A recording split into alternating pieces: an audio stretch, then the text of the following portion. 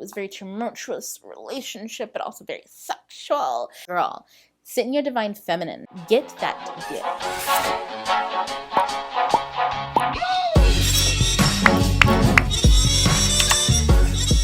Hey y'all, it's Francine Simone, your conscious consumer of dumb bitch shit, and today we are here on an episode of Trailer Park Earth to talk about Sexlife, the Netflix show. Y'all, it's wild. I can say all sorts of things about the show because it's crazy. Just to let y'all know, I really do enjoy it because I think it is a great depiction of what it's like viewing white feminism as a person of color. That's what it is. I could predict everything that this woman was going to do simply because this is what it's like viewing whiteness from a Black perspective, and it was just wild. But all that being said, what I actually want to talk about is how white feminism lacks accountability and how this show really portrays that to a T. So let's just jump into it, y'all. So first off, why I consider this entire show, as it brings up feminism consistently as a way of excusing or explaining Billie's behavior and why this woman who is obsessed with her ex while in a marriage with 2 children that seems to be, a decent suburban life. Like, by no means am I out here trying to shame this woman. Go live your suburban life, girl. That is a crazy ass hell matrix. Why anybody chooses it, for all sorts of different reasons to play out roles. It's just not my cup of tea. I would never subject anyone to that. But that being said, you have this woman who has subjected herself to it all by choice. It's not by circumstance at all.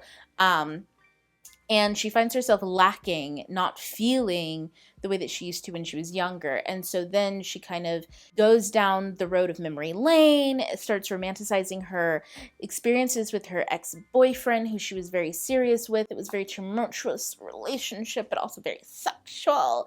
And by the end of it, you're kind of left like, homegirl, you're making very strange choices, and no one's holding you accountable for them. How odd. But the reason why I pigeonhole it as white feminism, besides the obvious things to me, is I think that it shows you very much that it's white feminism. And that is because of our Black side character. What's her name? Sasha?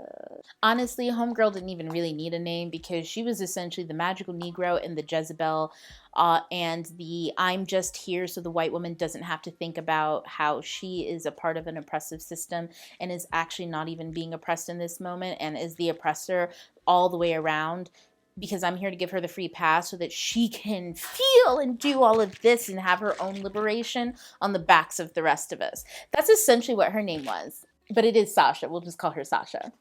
So Sasha, I think a very poignant scene that shows you just how, actually there's many, let's start listing them. But the main one that really shows you that this is about white feminism and not feminism for all women specifically, and this is about excusing whiteness within feminism, is this scene right here.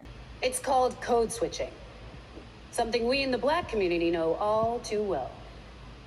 When you change the way you talk based on who you're talking to. Usually because the way you have traditionally spoken is considered unacceptable by some other group. In this case, mainstream white America.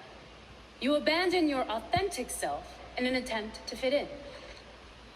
But you know who else code switches? Women. For some women, this is what happens during marriage. Repressing who we are is classic unhealthy behavior. Now, Sasha makes this entire speech, and she starts out talking about Black women, but she ends, more importantly, talking about how, no, it's not just Black women, it's all women. And she does not at all talk about the intricacies about why, no, it's not all women, and about how white women actually play a completely different role in society as a whole. And so, therefore, it could never just be all women, that all women aren't subjected to these things, that there's lots of economical, besides the race issue that has all of the issues inside of it, there is on top of that socioeconomic issues built in because of race issues that make it much and far more not feasible for a Black woman and a white woman to experience this in the same way.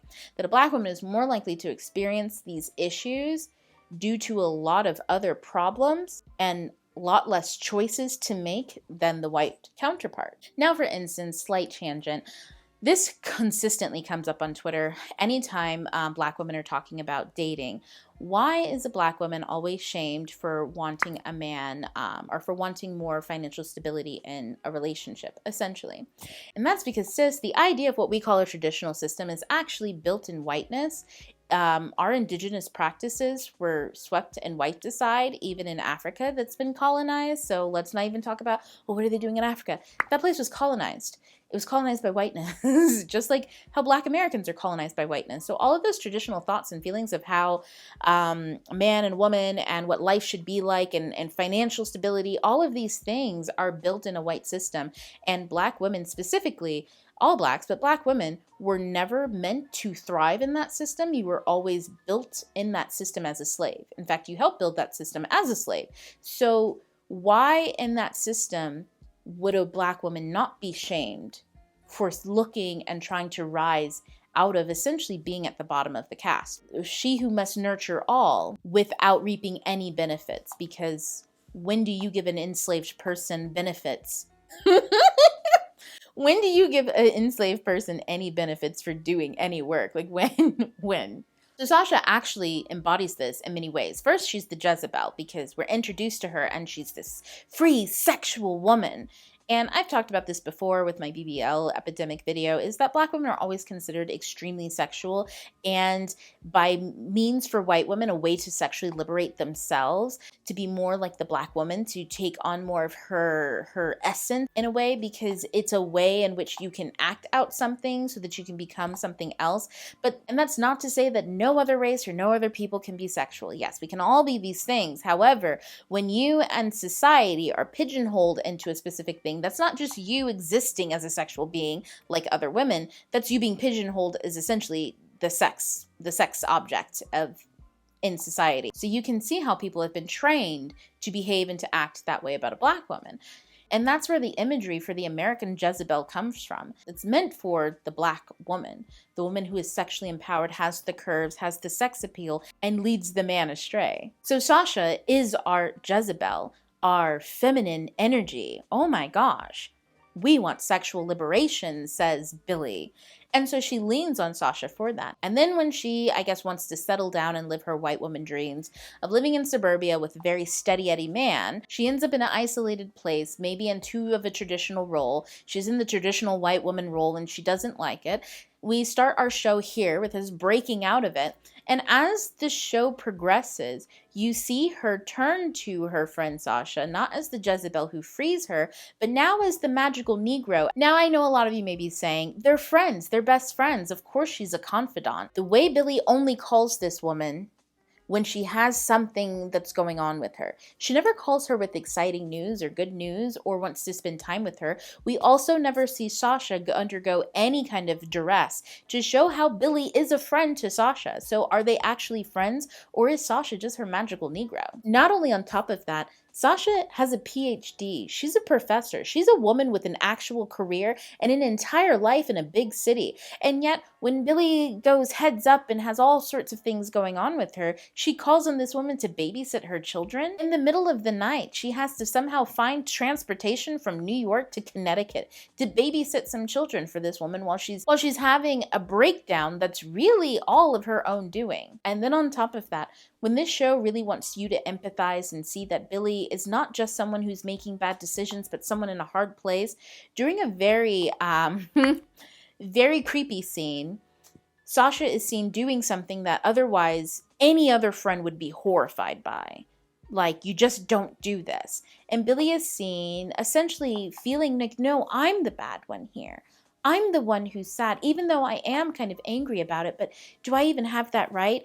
And we're supposed to go, oh, Billie has emotional intelligence. We love her. And then when we're shown that Billie actually is completely in the wrong in this situation, by all accounts, there's actually no way that Sasha's actually in any wrong here whatsoever. By statute of limitations, no. By being observed, no. All of this entire situation, which if you've seen the show, you know exactly what I'm talking about, the FaceTime situation.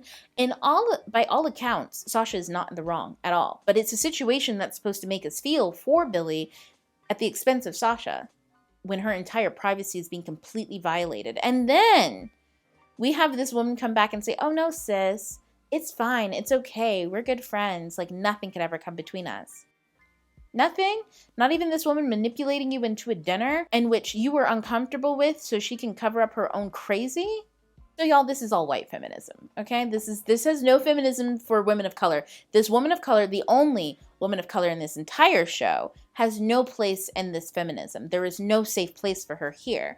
She is just there to go, yes, queen, and to give some advice and shake her head and wear ugly costumes so none of the men that Billie is interested in will ever actually be interested in her.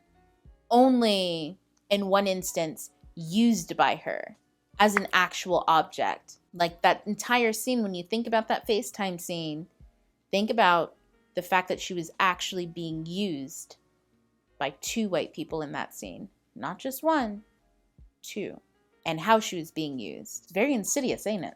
But I shall move on. Let's talk about, in this white feminism, the lack of accountability. We have the white woman tears. Anytime that Billie is in the wrong or doing something that we all know is inherently like, why are you such a liar? Why are you causing these issues in your own life instead of facing the music saying I'm uncomfortable, or acknowledging that you want something else or something different, and having those hard conversations with other people around you, aka being a mature, emotionally intelligent individual. Why are you lying? And then crying about it and making other people feel bad for making you cry so that they don't have to, or you don't have to confront or be held accountable for your fault in this entire situation. Now, y'all, I'm not just making this up, and I'm also not like anti-feminism. I'm not anti-woman. Honestly, I'm the first person who's like, girl, sit in your divine feminine. Get that dick. You know what I'm saying? Like, do what makes you feel good. Just don't do that at the expense of others, or don't do it while lying to others, or don't do it under false pretense. Like, we're all adults here. Not Billie. Look, everybody's adult until it's time to apologize or own up to something that you've done, right? Like, where is the accountability? Now, case in point, her entire husband, Cooper, throughout this entire season, is probably the biggest victim, which is funny for me to be saying that a whole white man is the victim of an entire show.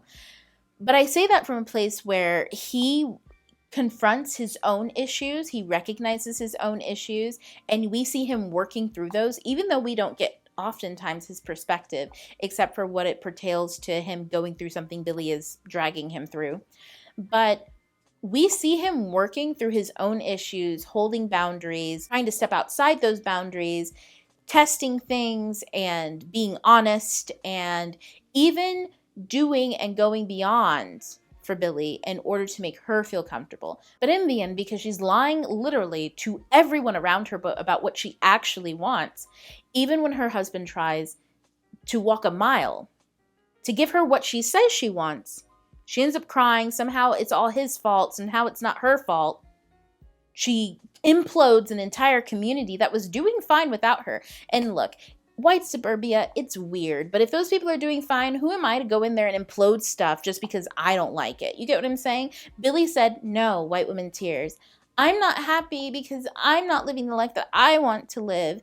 And so I'm going to implode everybody's life around me until I no longer feel guilty about being a lying ass hoe. And then I'm going to go do hoe shit. And no one can tell me that it's my fault because feminism. I want to say that the wildest thing about this show is that the white men in the show, funny enough, defy stereotypes. Cooper is actually a very healthy, well-adjusted white man for the most part. He did not trap her into the situation. He was somebody looking for marriage and looking for a family life and adopted that. And even if at a certain point he realized that he had just fallen into a role of that instead of living as himself in it, he woke up and brought himself into it and was like, okay, I'm going to actively live this life that I do want, and with the woman that I love. That's a very healthy reaction to somebody being like, hey, I feel like we're on autopilot. That's a very healthy reaction. And then on top of that, Brad, whom I am not defending by any means because Brad crazy. However, he's very honest throughout the entire show. The man never lied once. He never told a lie. He never told a lie. He never told a single lie. He was very honest throughout the entire show. And I was just so baffled about how this white woman could meander through this entire show, lying to everyone and painting this picture of how everyone else is a liar. For instance, we find out the reason why Brad and Billie ended up breaking up, and it's because this whole psychologist never once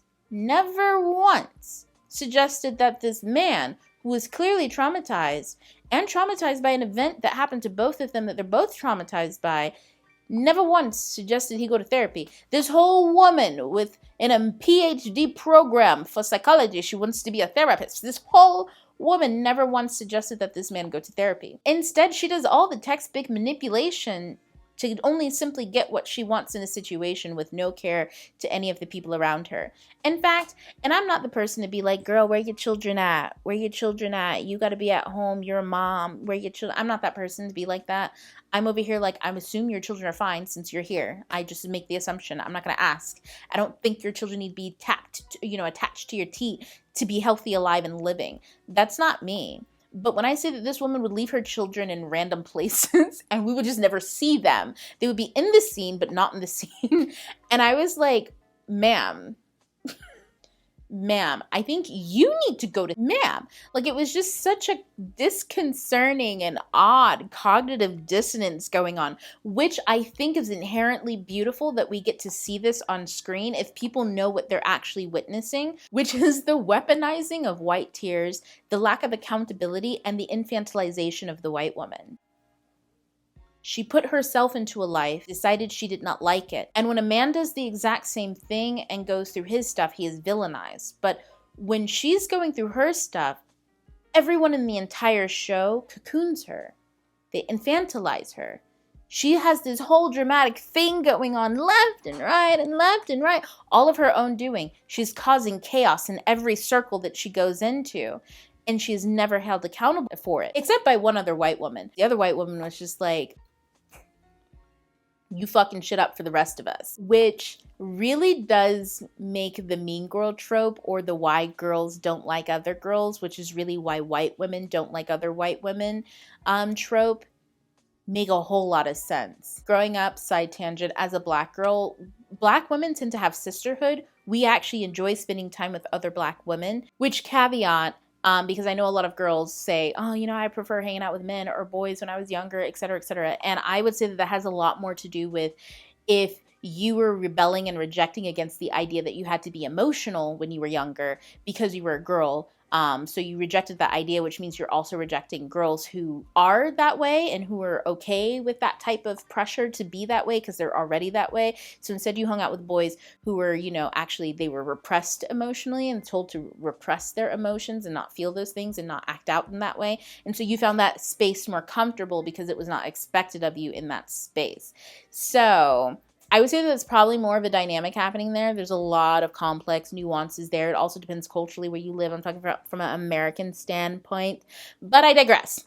My point is that it makes so much sense because I never quite understood that framework of, oh, I don't like other girls outside of whiteness. And I saw it, the cattiness in whiteness, girls who like to hang around girls but hate girls at the same time. And I never understood it. It was very strange as a black girl, black woman who, sisterhood was kind of a big thing in my culture, in my community, amongst the women, et cetera, et cetera. Not to say there ain't no arguing and shit like that. This should be happening all the time. But what I'm saying is that stereotype is really prevalent in whiteness. And you actually get to see it play out and why it plays out and like the complexities of it playing out during Sex Life with Billie's relationships with white women and why those women were not getting along with her, or why they can call out white women, but other people cannot, because as soon as somebody else who's not a white woman calls out a white woman, you get the tears, you get the weaponizing. If you're a black woman, you get called aggressive and mean and hurtful, and you're just misunderstanding her. And because everyone is infantilizing her, they, kind of come around her like, girl, why are you being mean? It's unnecessary to talk or to say those things. And you're like, I'm just telling her not to be a liar. I don't understand why you guys are okay with her being a liar. And y'all talk about her behind her back, consistently saying she's a liar. I say it, and when she's lying to my face, that it makes me uncomfortable, she starts crying out. All of a sudden, I'm the problem? Y'all, when I say that this show depicted this entire convoluted construct in such a beautiful way, because I think it was written so honestly from the perspective of a white woman who this was kind of like her life. I'm not going to say that this was her life. I'm just going to say that maybe this was her life. And y'all, I really want to know, as far as the show goes, what were your thoughts on the constant use of feminism to excuse Billie's behavior in the show? Because I'm going to just say it. When I watched the first episode and she bumped into her ex or whatever, my first thought and inclination was, girl, just hit it and call it a day. Like, why you, like, do you really got to be going through all of this in your whole head? Just hit it and call it a day. From jump, that was my first impression from jump. So y'all can see where my perspective is. I'm not saying that I think she should have lied. I mean, she could have been honest with her husband, or she could have lied that way. That lie at least would have not been as catastrophic as watching that entire series. But you know, the devil you choose. That's up to her. I would have just been honest, but that's up to her. But I want to know your opinions down in the comments. And y'all, engage, tell your friends to come for the laughs and to stay for the ascension. And I will talk to y'all later. Bye.